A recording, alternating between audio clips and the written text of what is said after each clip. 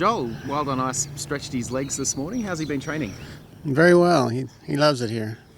You came quite early, so he must be acclimated. What was the story behind you getting here so early? Well, at Sundland Park had finished running and they were going to cease training, so on the Friday prior to Easter, so we had to go somewhere.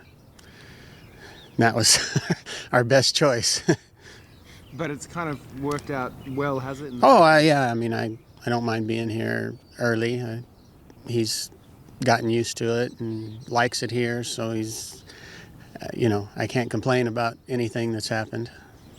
Now, Wild on Ice had his first start at Zia Park. At what point of his career did you think you had a Derby contender on your hands? When we won the Sundland Derby. And what did he show in the Sundland Derby that gives you the confidence to sort of come to Kentucky? Well, I mean, he ran an extremely nice race. It was slow, and there were a lot of reasons that you would think maybe not, but I just like the way he's improved, and I knew we had a really nice horse, and didn't think we saw the right horse the two previous races. And I was very pleased with the Sundland Derby, and if we can improve another 20 lengths, then we're right on. You genuinely think it's that many lengths? Oh, I don't know, but he's got to improve, obviously. Yeah. And have you seen improvement in him? Every day. He's going to be, we're not going to have any excuses, and he's training well, and every day he improves. He just turned it into as good as he can be. Yeah. Your jockey's going to become the oldest jockey to ride in a Kentucky Derby. He certainly doesn't look old. No. Ken looks the same as he did 15 years ago. He hasn't aged any. He rides as many horses as probably any jockey out there. He gets on as many in the morning. He's there early every morning. He's just a natural on a horse. He always has been his whole life, and we got here together, and we're going to finish it together.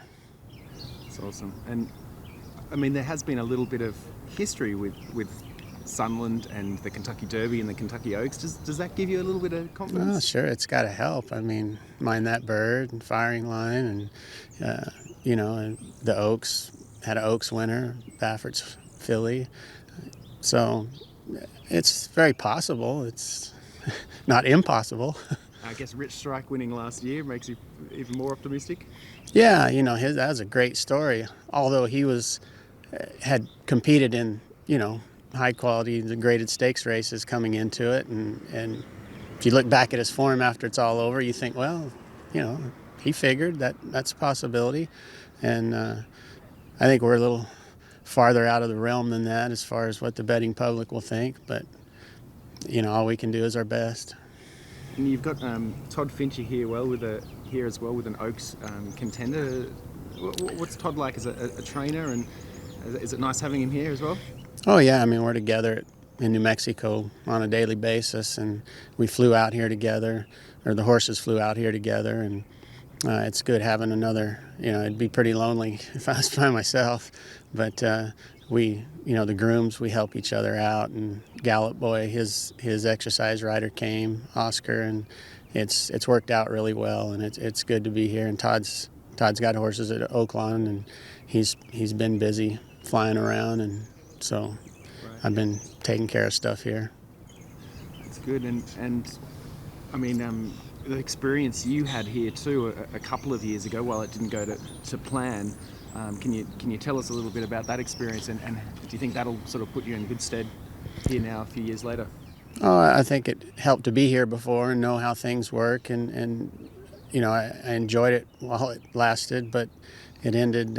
She had a very small injury, and we took care of it, and she came back and won a graded stake after that, and I think she had a really good shot. She was coming in on a win streak, and she was a very nice filly. But unfortunately, we didn't get a run, and we're hoping for a different outcome this time. How does it feel to be back here at Churchill, and this time with a Derby runner who's fit and well and should be in the starting gates on that first Saturday in May? It feels good. I mean, you're apprehensive. want to get it. I wish it was Derby Day today. I mean, the waiting is what hurts. But I'm happy to be here, feel privileged to be here, and our whole team. It's something you dream about, and we're here now. And Wild on Ice's training schedule between now and Derby Day?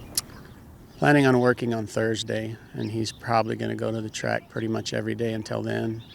Do some gate schooling, ride in the paddock, school in the paddock. He's never seen anything like what we're going to see. I've never seen anything like what we're going to see. So I think the 8,000 people crowd at Sundland Park is not going to prepare us for the 150,000. What sort of a horse is he mentally? Do you think he'll handle the occasion? He's a smart horse, but he's a little cantankerous. He can be a little ornery, and takes him a few times to get things down. So we're going to school quite a bit.